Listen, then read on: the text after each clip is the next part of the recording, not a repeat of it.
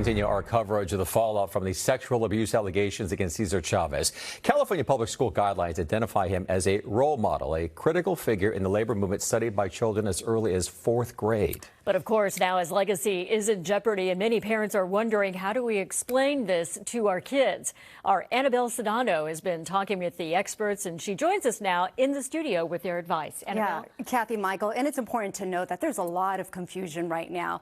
I spoke to Associate Marriage and Family Therapist Giovanna Kelly from the Valley Family Center in San Fernando. She said this is a great opportunity to teach your kids that two things can be true about someone at the same time. Take a listen. Change is happening, streets, holidays. How do we approach that as parents when our kids start asking about these changes? I think it's about taking accountability and letting the children know that we are taking responsibility for the news that has come out and that we are listening to the victims. It's really important for them to know that that is something that we take serious. For the Latino community, César Chávez was our leader. You know, so many people admired him. Is there a way to separate the work he did and what he's being accused of? Yes, two things can be true at once. He could have done a lot of amazing things for the Latino community, and he could have hurt people. And that's what we're seeing right now. And so it's really important, instead of teaching our children just the hero story of César Chávez, teaching them the whole story. Who was César Chávez from birth until death, which includes, unfortunately, some of the bad things, but it also includes the numerous good things that he did for the community as well. How do we go about teaching our kids about leaders and how they look up to leaders and idolize them? Yeah, it's important to let them know that they're human and they're going to fail, and they're not perfect. And I'm not saying that excuses, the things that he did, because they're inexcusable, but that is why, it's important for us to listen to the victims and take accountability and responsibility and change those names of the streets and things like that. But they are human, and it's important to for the kids to then, take on where César Chávez left off and kind of become leaders themselves and continue the work that he did within our community.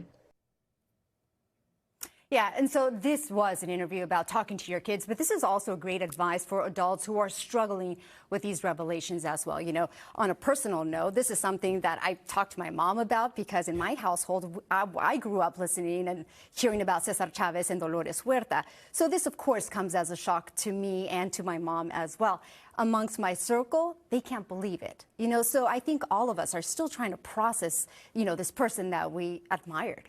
So is this something that you should process it as an adult first and then take it to your children, obviously? Yeah, and I think that's the best way to do it, right? I think you need to really recognize what you're experiencing. And if you need, professional help, I think you go out and you seek that professional help. And then, of course, you talk to your children about what you're experiencing as well and share that. And I think that's important. Yeah, listen to your kids. All right, Annabelle, we appreciate it. Thank you. Of course. Well, these recent revelations are forcing many to erase Chávez's legacy. A mural of Chávez in Watts will be painted over to feature a portrait of Dolores Huerta. Photojournalist Azucena Varela captures the work already being done. Mr. Alec, and I'm an artist, muralist from Los Angeles.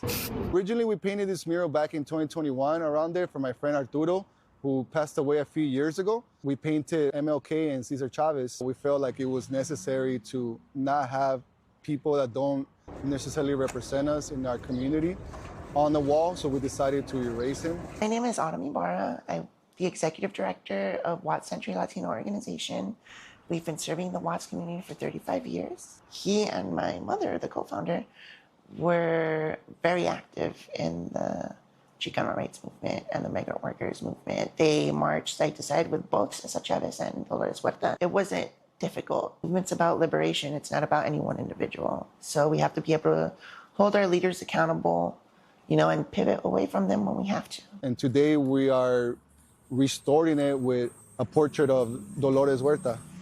So this is like an iconic picture of her. Someone always speaking loud and standing up for the community and giving those that don't have a voice, speaking through her. It has such a strong expression in her face, and it just tells a story of what she did. And I felt like it was the perfect picture, no doubt. It's very sad news, and so we wanted to honor her as she deserves, and this is our best way that I know how. She's known for her activism, and she's a leader, and it feels I'm very grateful that I get the opportunity to paint leaders of our community. We're going to try to get something by tomorrow because our community has asked for it.